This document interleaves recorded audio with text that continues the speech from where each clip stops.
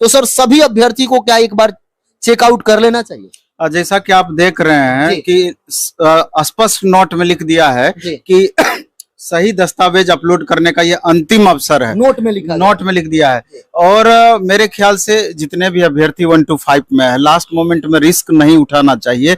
एक बार सब अपना अपना खोल करके वेबसाइट पर, बीपीएससी की वेबसाइट जो यहाँ पर दिया हुआ है कि www.onlinebpsc.bihar.gov.in, इस पर लॉगिन आईडी और पासवर्ड से लॉगिन करने के उपरांत डैशबोर्ड पर त्रुटि रहित एवं पठनीय प्रति अपलोड कर सकते हैं। लेकिन इसमें हम कहना चाहते हैं कि तमाम अभ्यर्थी जितने भी हैं एक बार खोल करके एक एक डॉक्यूमेंट्स अपना चेक कर लें। अगर उनको लगता है कि कोई त्रुटिपूर्ण डॉक्यूमेंट्स अपलोड हो गया है तो इस बीच में उसको आप निश्चित रूप से सुधार कर लें। 21 तारीख से 25 तारीख के बीच में समय दिया गया है। और अगर क्लियर नहीं दिख रहा है तो उसको भी आप क्लियर कर लें, क्योंकि यहाँ 100 KB तक की छाया प्रति अपलोड होना चाहिए। कई बार होता है कि जो मोहर लगा हुआ है उसमें स्पष्टता नहीं दिखता है, धुंधला दिखता है। तो ये सारी बातें आप चेक करके और फिर दोबारा से आप अपलोड कर सकते हैं। यहाँ लिख दिया गया है कि सम्मिलित अभ्यर्थियों के अपलोड किए गए दस्तावेज यदि त्रुटिपूर्ण एवं अपठनीय है, मतलब जो अपलोड किए गए दस्तावेज हैं वो त्रुटिपूर्ण एवं अपठनीय है। नया की बात नहीं कर रही है, बल्कि अपलोड किए गए दस्तावेज की बात कर रहे हैं। तो ऐसा करना बिल्कुल भी उचित होगा। सबसे ज्यादा सर समस्या आ रहा था अभ्यर्थी के मन में, क्योंकि केवल दिया गया है कि आप जो डाटा अपलोड किए हैं उस पर आप सुधार कर सकते हैं, जो दस्तावेज डाले हैं उसमें। मैट्रिक में मान लीजिए अभ्यर्थी डाल दिए लेकिन वहां पे सीरियल नंबर या इश्यू डेट में गलती कर दिए, तो वह सब सुधार कर सकते हैं। सॉरी जैसे अगर जो दस्तावेज अपलोड किए हैं उसमें सीरियल नंबर सही है लेकिन आपने अंकित गलत कर दिया है तो निश्चित रूप से उसको सुधार कर लें। नया दस्तावेज आपको अपलोड नहीं करना है, बल्कि जो अपलोड किए गए दस्तावेज है उसमें अगर कुछ गलत आपका अपलोड मतलब नंबरिंग हुआ है तो इस बीच में उसको आप इंप्रूव कर सकते हैं, सुधार कर सकते हैं।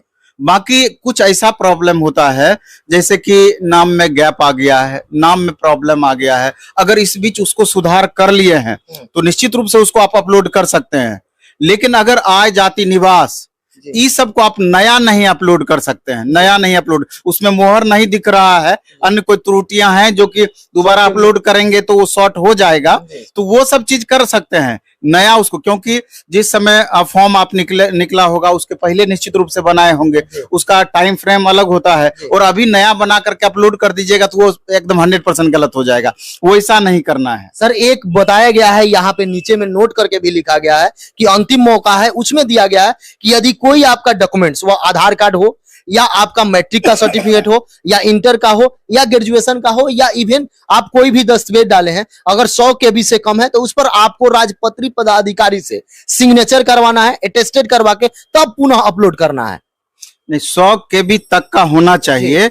अगर वो सही से नहीं दिख रहा है जितने भी डॉक्यूमेंट्स का नाम लिए हैं तो 100 KB तक में उसको दोबारा से अपलोड किया जाना चाहिए। और इसमें स्पष्टतया एक चीज लिखा हुआ है कि अपलोड किए जाने वाले दस्तावेज की छाया प्रति राजपत्रित पदाधिकारी द्वारा हस्ताक्षर यानी अटेस्टेड होना चाहिए। साथ ही अपलोड करते समय तमाम उस पदाधिकारी का नाम, पदनाम, पदस्थापन का स्थान, संपर्क संख्या पोर्टल पर अंकित करना सुनिश्चित है। कई बार क्या होता है कि आप बोलिएगा तो जो हेडमास्टर हैं या प्रिंसिपल हैं या डॉक्टर हैं या जिससे भी राजपत्रित पदाधिकारी से आप करवाए हैं वो कर देंगे, अपना मोहर मार देंगे, मैं भी कुछ लिख भी देंगे, लेकिन बहुत अधिकारी ऐसे होते हैं कि इतनी बातें वो नहीं लिखते हैं, सीधे मोहर मार दिए, सिग्नेचर कर दिए। लेकिन यहाँ स्पष्ट लिखा हुआ है कि संपर्क संख्या और ये तमाम चीजें पोर्टल पर अंकित करना सुनिश्चित है। अगर वहां ऑप्शन आपको दिया है अंकित करने का तो आप खुद से ही अंकित कर दीजिए।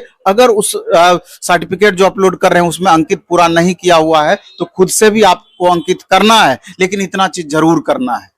सर जिस तरीका से देखा जाए तो बहुत इससे पहले यदि जाएंगे 9th 10th या 11th 12th में, इससे कारण बहुत मैक्सिमम विद्यार्थी का एक परसेंटेज हो गया था पार्शियली वेरीफाई, उसी के कारण ये दिया गया है। उसमें हो क्या रहा था सर, जैसे मान लीजिए मैट्रिक के जगह पर किसी का इंटर का अपलोड हो गया, या इंटर के जगह पर वहां पे आपको एनसीएल अपलोड हो गया, इन सारे चीज को लेकर तो उसी में दिया गया कि यदि आपका कहीं गलत जगह पर एनसीएल हो गया है तो आप उसको वेरीफाई करा लें और फिर से अपलोड कर लें। तो सर वैसे अभ्यर्थी जो ये समझते हैं कि मेरा सब कुछ सही है, वो के खोलते नहीं है, वो देखते नहीं है, और जब अंतिम समय आता है, जब जाएंगे वो वेरिफिकेशन कराए, तो अब आपके पास दौड़ेंगे, मेरे पास कॉल करेंगे या किसी के पास, उसके बाद कोई अब अवसर नहीं। नहीं, इसीलिए हम बार बार कहते हैं, दोबारा से फिर कहते हैं कि तमाम अभ्यर्थी जिनका भी वेरिफिकेशन होना है, एक एक डॉक्यूमेंट्स अपना खोल करके, चूंकि अभी आपके पास ऑप्शन दिया गया है, देख लें कहीं गलत तो अंकित नहीं आपका हो गया है, गलत दस्तावेज तो आप अपलोड नहीं कर दिए हैं। अभी 21 तारीख से 25 तारीख 4 से 5 दिन का समय है, इस बीच में आप कर सकते हैं,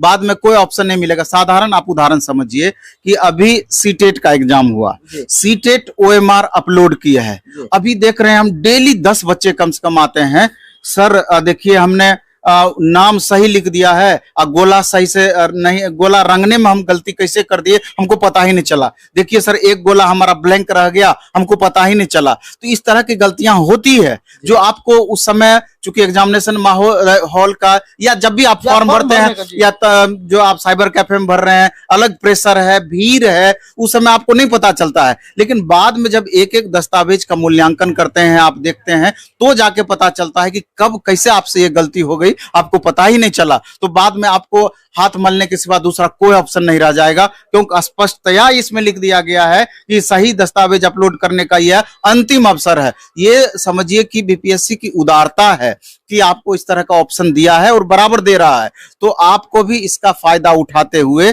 एक एक डॉक्यूमेंट्स चेक करके तब फाइनली आपको ये काम करनी चाहिए।